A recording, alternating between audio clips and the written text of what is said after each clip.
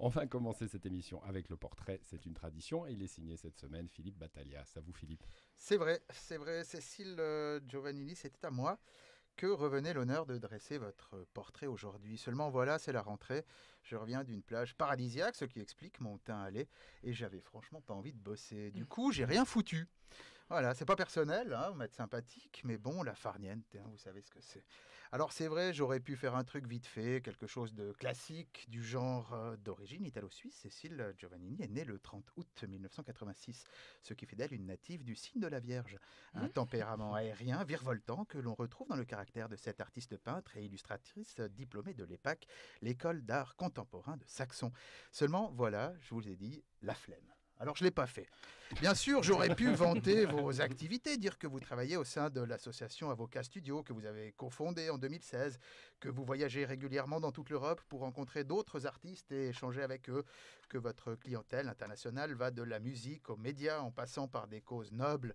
J'aurais pu citer This is la peste, Grand Pianoramax, Tamedia et Ringier ou encore Amnesty International. Mais bon, vous vous rendez compte du boulot que ça aurait été ? Non, ça je fais pas. Sans moi, je passe. Le plus simple aurait peut-être été de ne parler que de vos œuvres, de vos acryliques, de vos pochettes d'albums, de vos tableaux.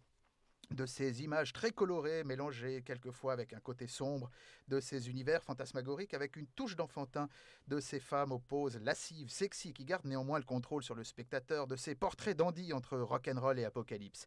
Et puis bon, les gens n'ont qu'à aller voir directement sur votre site ou votre compte Instagram, qui, grâce à votre souci de la mise en scène, est un véritable petit musée à lui tout seul. Ça m'arrange pas mal que tout soit visible en quelques clics, comme ça, hop, j'ai pas besoin de bosser. Mais c'est vrai que je suis un peu feignasse, je m'en excuse. Sans ça, j'aurais probablement pu lire quelques articles, un portrait ici ou un podcast par là. J'y aurais appris quelques détails sur vous, comme le respect que vous portez à Frida Kahlo, dont on vient de parler, qui vous a presque empêché de travailler à l'époque sur le sujet.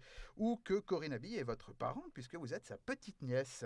Je vous aurais entendu parler féminisme et LGBT, de la difficulté d'être une femme dans ce milieu et du combat des associations pour vous faire reconnaître, de vos engagements tout en refusant les étiquettes et de votre amour de l'art, bien sûr, dont vous essayez de vous servir pour changer les choses à votre échelle, à votre image. Mais franchement, vous m'imaginez faire tout ça au prix où on est payé, la première semaine de la rentrée? Ah, enfin. Non mais vraiment, c'était hors de question. Désolé. Je crois que le plus simple, finalement, si vous le voulez bien, c'est que je vous laisse le micro pour vous présenter vous-même, parce que même si j'avais voulu essayer, j'aurais été incapable de vous résumer en si peu de temps. Voilà, c'est fait, merci. Philippe, Merci. quelle Plaisir. grosse flemme et revendicateur avec ça. Complètement. Oh, mais vraiment.